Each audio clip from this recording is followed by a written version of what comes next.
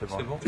Bon, Rabotai, alors on va encore parler de deux autres questions que les jeunes, il y a une c'est les jeunes qui l'ont posée, il y a une autre c'est les rabbinim qui ont demandé. Parce qu'hier soir aussi, on a fait une réunion entre les rabbinim et vraiment les gens, ils se posent énormément de questions. Je commence par la question des jeunes.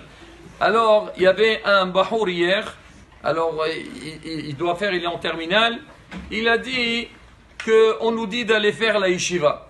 Et malheureusement, il y a des gens quand ils entendent qu'on veut faire la yeshiva, ils disent mais attendez, vous allez faire la yeshiva, c'est quoi votre avenir?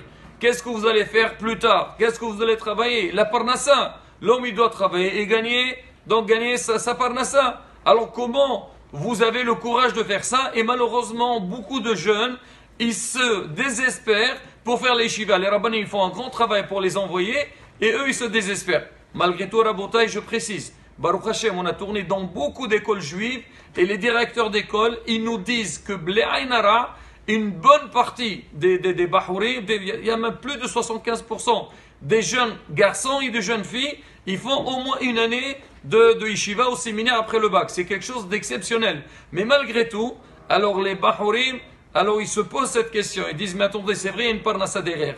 Alors regardez, le Rav Zamir Cohen, il a répondu à cette question. Il a dit à l'enfant, Kol hakavod de poser cette question parce qu'on a besoin d'entendre la réponse. Il dit vraiment, cette question n'a pas du tout de sens. Pourquoi? Il dit, on va prendre un exemple.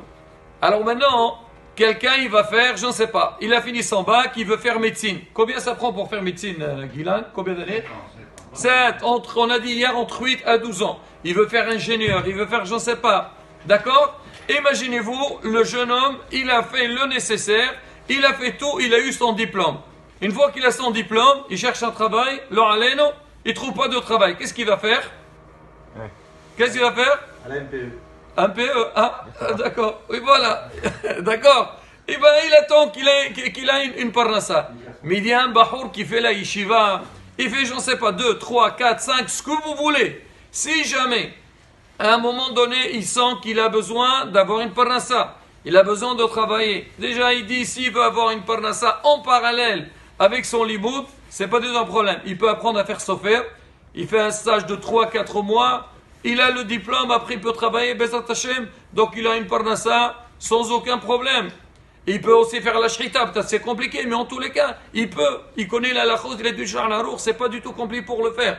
En dehors de ça, aujourd'hui les écoles juives, combien ils ont besoin des enseignants qui enseignent la Gemara, qui enseignent le Kodesh. Donc c'est quelque chose qui est très demandé. Il dit, celui qui va aller faire la yeshiva, si jamais un jour il souhaiterait enseigner, travailler, il n'aura aucun problème pour moi. Ça veut dire, le diplôme que tu auras, Bezat Hashem, il n'y a pas de chômage pour ce diplôme-là. Donc ça déjà, alors comment l'homme dit qu'il va faire plus tard? C'est vrai, si lui veut rester tout le temps à la yeshiva, étudier vers Avrech Kollel, ça c'est un choix personnel. Chacun il fait ce qu'il veut dans sa vie. Mais dire si tu vas faire de la yeshiva, tu n'auras pas de parnassa, tu peux devenir rabbin de communauté, tu peux, il y a 1000 choses aujourd'hui. C'est à la demande.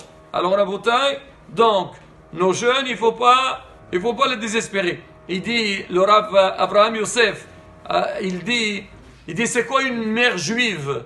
Une mère juive, c'est la femme que quand son fils lui dit, maman je vais aller faire de la yeshiva, maman je vais étudier, j'ai besoin d'aller loin, je ne vais pas rester, donc on va dire à côté de la maison. Alors la mère juive, elle dit bien sûr mon fils, moi je ne veux pas chercher mon intérêt personnel. Des fois elle dit maman, non mon fils je ne veux pas que tu partes parce que tu vas très loin de moi, et moi j'ai peur, je m'angoisse et tout. Attends, tu vas l'envoyer dans une yeshiva, il étudie la Torah, tu vas avoir un grand mérite. Il dit c'est ça une mère juive, mais leur haleine, une mère qui est un peu peureuse, non je veux mon fils qui soit à côté de moi. Elle n'aime pas son fils cette mère, elle s'aime elle-même, parce qu'elle veut donc que ses enfants ils soient à côté d'elle. Donne-lui sa chance pour grandir et s'élever dans Torah et Mitzvot. Ça Rabotai, donc on a dit la question.